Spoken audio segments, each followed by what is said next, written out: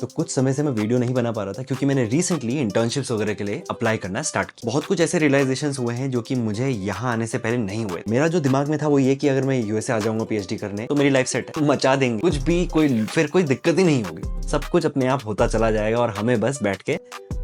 But ऐसा है, reality कुछ और नहीं। तो अभी मैं second year of my PhD में। अभी सो फार जो भी मेरी जर्नी रही है बहुत अच्छी रही। आने के बाद से 2 साल अभी होने को आने हैं और मैंने 2 पेपर ऑलरेडी लिख दिए हैं जिसमें से कि मैं सबमिट करने जा रहा हूँ और उसके लिए मैं एआई टूल्स का यूज करता हूँ, वो सेपरेट वीडियो बनाऊंगा। बट आज जो मैं बात करने वाला हूँ वो ये कि एक जो कॉमन मिसकंसेप्शन लोगों के दिमाग में रहता है, क्योंकि बहुत से लोग मुझसे जो मैसेज करते हैं और इवन कमेंट्स में भी पूछते हैं, तो मैं उनको बताना चाहता हूँ जितना लगता है उतना भी आसान नहीं है पीएचडी के बाद की लाइफ। जितना लगता है उतना भी आसान नहीं है पीएचडी के बाद की लाइफ। अगर आप यूएसए आ रहे हो पीएचडी के लिए, आपको दिमाग में एक चीज ध्यान में रखनी है, वो ये अपने दिमाग में आपको ये पता होना चाहिए खुद में कि आप एकेडमिक्स में जाना चाह रहे हो या इंडस्ट्री में जाना चाह रहे हो। उसके हिसाब से यू विल यूटिलाइज योर 4 और 5 इयर्स ऑफ योर पीएचडी। अगर आपके दिमाग में ये क्लियर नहीं है कि भाई मैं क्या करने वाला हूं, ऐसा है एटीट्यूड की अरे चलो अभी इंडस्ट्री का देख रहा हूँ, बाद में एकेडमिक्स भी शायद मन कर जाए, या अभी एकेडमिक्स देख रहा हूँ लेकिन मन करा तो इंडस्ट्री भी कर लेंगे। नहीं, ऐसा नहीं कर। अगर ऐसा करोगे तो it's a race to bottom. 4 साल में यूल बी डेड। ना आप एकेडमिक्स जा पाओगे ना आप इंडस्ट्री में जा पाओगे। तो आपको ये समझना पड़ेगा कि करना क्या है। क्यों मैं ऐसा कह रहा हूं? क्योंकि अगर आपका फोकस एकेडमिक्स है तो आप क्या करोगे, उन 4 सालों में या 5 सालों में क्वालिटी पेपर्स पे वर्क करोगे, अच्छे पेपर अच्छे जर्नल की तरह के लिए टारगेट करोगे। ये आपका एम हो। अगर आप इंडस्ट्री की तरफ जा रहे हो तो मैं ये नहीं कह रहा हूं कि आपको रद्दी पेपर लिखना है या बेकार से पेपर लिखना। You don't have to publish shitty papers. नहीं, वो तो उसके वजह से आपको पीएचडी भी नहीं मिलेगा। बट हाँ, आप थोड़े से कम लेवल के जर्नल्स पे टारगेट कर सकते हैं और instead of putting your time and efforts into publishing it into a great journal, I would say put that time and effort into learning new skills जो इंडस्ट्री को चाहिए, ताकि आप रेलेवेंट बन सको इंडस्ट्री के लिए। अगर आप खुद को रेलेवेंट नहीं बता पाए इंडस्ट्री को या किसी हायरिंग मैनेजर को या किसी पोस्ट के लिए, अगर आपके पास स्किल सेट नहीं है, आपने प्रोजेक्ट्स नहीं करे हैं, आपके पीएचडी में भी कोई रेलेवेंट प्रोजेक्ट आप नहीं कर रहे हो, तो क्या होगा? आपका कुछ नहीं हो पाएगा, बहुत मुश्किल हो जाएगी। मैंने रियलाइज कर लिया था यहाँ आते ही। मैं इसको IT and data science and artificial intelligence इन्हीं फील्ड के बारे में बात कर रहा हूँ क्योंकि मुझे उसी का आइडिया है ऑनेस्ट। तो मैंने आने के बाद से ही 2-4 प्रोजेक्ट्स बिल्ड करे। मैं जो पीएचडी में काम कर रहा हूँ वो काफी हद तक रिलेटेड है जो इंडस्ट्री में होता है, लेकिन मैं वहां पे रुका नहीं। मैंने खुद से भी 1-2 प्रोजेक्ट्स बिल्ड करे एक आइडिया लेने के लिए। कंप्यूटर विजन में मैंने कभी काम नहीं किया था, बट मैंने एक छोटा सा प्रोजेक्ट किया उसके लिए। मैंने कभी भी ट्रांसफॉर्मर वगैरह मॉडल्स के साथ काम नहीं किया था, छोटा सा प्रोजेक्ट किया। एनएलपी मैंने मास्टर्स में ही कर लिया था प्रोजेक्ट। तो ये एक चीज है जो कि टाइम के साथ बिल्ड होती है। ऐसा नहीं होगा कि ओवरनाइट आप बैठे और सारे के सारे प्रोजेक्ट हो गए। तो आपको ध्यान रखना है इन सब चीजों का कि आपको प्लान करके चलनी है चीज। अगर आप एकेडमिक्स आपका गोल है, नो डाउट आप स्किल सेट गेन तो करोगे 4-5 साल में, ऐसा तो नहीं है बिना स्किल के आप निकलोगे। बट आपका एम क्या होगा कि आप बहुत अच्छे जर्नल्स पे पब्लिश करो। अगर आप इंडस्ट्री के लिए फोकस कर रहे हो तो आपका फोकस ये होना चाहिए सेकंड ईयर या थर्ड ईयर में एक इंटर्नशिप आप कर लो, किसी भी कंपनी में हो, लेकिन एक इंटर्नशिप अगर मिल जाए तो बहुत अच्छा है। ये नहीं कह रहा हूँ कि इंटर्नशिप नहीं हुआ तो जॉब तो फिर आपके हाथ से गई, ऐसा नहीं कह रहा हूँ। What I am saying is if you are getting a internship opportunity in your second year or third year of your PhD, it's a good addition to your CV. You will be applying for the job. वहाँ ये बहुत काम आएगा because उनको दिखेगा अरे इसके पास तो एक्सपीरियंस भी है, इंटर्नशिप का स्किल्स भी हैं। तो ये सब चीजें इंपॉर्टेंट है। तो ये मैं बताना चाह रहा था क्योंकि ये मैंने अभी रियलाइज करा, एक्सपीरियंस किया है। इसके अलावा मैं आपको बताता हूँ, एक पीएचडी करने वाले को या फिर मास्टर्स करने वाले को एक ऑलराउंडर बनना बहुत जरूरी। पहला आपको अपना ऑनलाइन प्रेजेंस बनाना है। उसके लिए क्या करोगे, लिंक्डइन प्रोफाइल अपना बहुत बढ़िया से टेलर करना है और उसको ऑप्टिमाइज करना है। कैसे ऑप्टिमाइज करेंगे? तो उसमें मैंने एक डिटेल वीडियो बनाई है। आई थिंक मैं उसमें दोबारा बनाऊंगा क्योंकि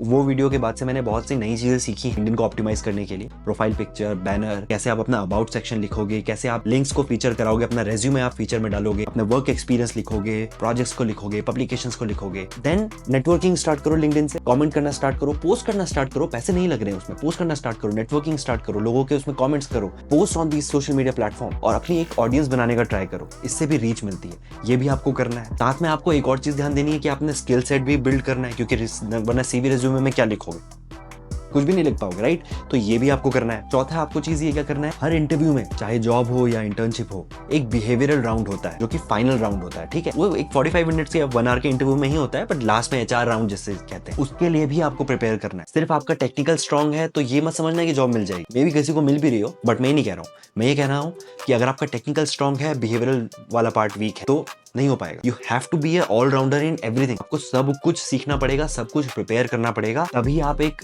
प्रिपेयर्ड एकदम आर्मर्ड ग्लैडिएटर की तरह इस अरीना में उतरोगे और सबको ध्वस्त करके जॉब या इंटर्नशिप ले पाओगे। समझ रहे हो?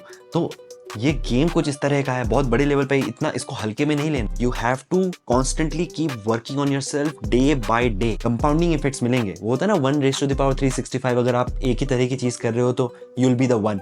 बट अगर 1.01:365, आई डोंट नो कितना कैलकुलेट करके आता है, बट उसको कैलकुलेट करो, देखो कितना आता है। तो वो कंपाउंडिंग इफेक्ट की यहाँ पे बात हो रही है। तो हर दिन इंप्रूवमेंट करना ही करना है। मैंने वो चीज यहाँ आने के बाद शुरू करी, जिम जाना स्टार्ट किया, अपना रूटीन सही करा। हालांकि मैं अभी भी फकअप कर देता हूँ कई बार, कभी रूटीन बेकार हो जाता है, कभी ज्यादा मीठा चल रहा है, ये चल रहा है। हेल्थ का भी ध्यान देना है। तो you have to be allrounder. जब आप इस तरीके से करोगे ना, आपकी एक अलग पर्सनैलिटी बन के निकले। और पर्सनैलिटी भी मैटर करती है इन इंटरव्यूज में। आप कैसे खुद को प्रेजेंट करते हो। You have to learn how to speak, how to communicate, अपनी टोन को अच्छे से रेगुलेट करना, ये भी आपको सीखना पड़ेगा। ये बहुत सारी चीजें हैं जो कि मे भी मैं इनको सेपरेटली किन्हीं वीडियोस में कवर करूंगा, बट इस वीडियो में बताना ये चाह रहा हूँ कि एक जो बबल बना के लोग बैठे हुए ना कि यार पीएचडी करने चले जाएंगे, सब हो जाएगा, बस एक बार बाहर निकल जाए सब हो जाएगा। नहीं होगा। अगर आप ध्यान नहीं दोगे तो नहीं होगा, खाली हाथ वापस निकल जाओगे। You have to keep improving yourself day by day.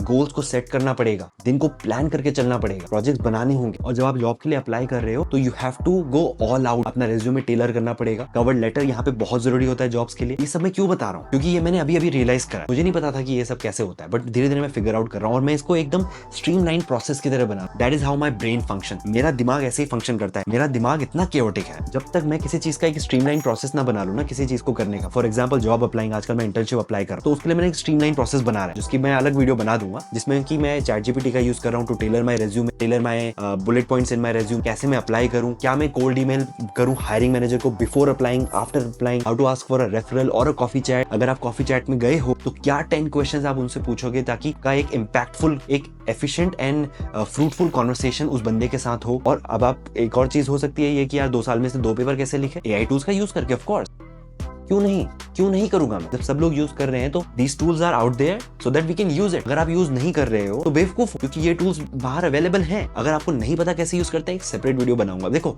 मुझे रिस्पॉन्स उतना खास मिल नहीं रहा है मुझे मेरी वीडियोस में, कभी कभी लग भी रहा था कि बंद कर देता हूँ। But if you guys really want me to keep making videos, comment keep making videos. एक ऐसी नॉर्मल चीज। दूसरा ये कि अगर आप चाहते हो कैसे मैं AI टूल्स का यूज करके बना, इसमें वीडियो बनाऊंगा डेफिनेटली, आप चाहो ना चाहो मैं बनाऊंगा। और चौथा चीज ये भी बताऊंगा, जब एक बार मैं इंटर्नशिप के लिए अप्लाई कर रहा हूँ, इफ इन केस अगर मिल गई तो मैं ये भी बताऊंगा कि कैसे मैंने क्या प्रोसेस मैंने अडॉप्ट करी और कैसे आप उसको अप्लाई कर सकते हो या इंप्लीमेंट कर सकते हो उस फ्रेमवर्क को अपने लिए। एक जेनेरिक फ्रेमवर्क मैंने बनाया है जो कि मैं यूज कर रहा हूँ। लेट्स सी ये सक्सेसफुल होता है कि नहीं, होने के बाद ही आई पुट इट आउट। या अगर आप चाहते हो कि जो प्रोग्रेस है मैं आपको बताता रहूँ, बाकी कमेंट्स में जरूर बताना। You want a video about any particular topic, just let me know in the comment and I try to make a video on that. And hope you like this video, this short video of me explaining how I felt and what I realized. See you in the next video. Till then, bye bye.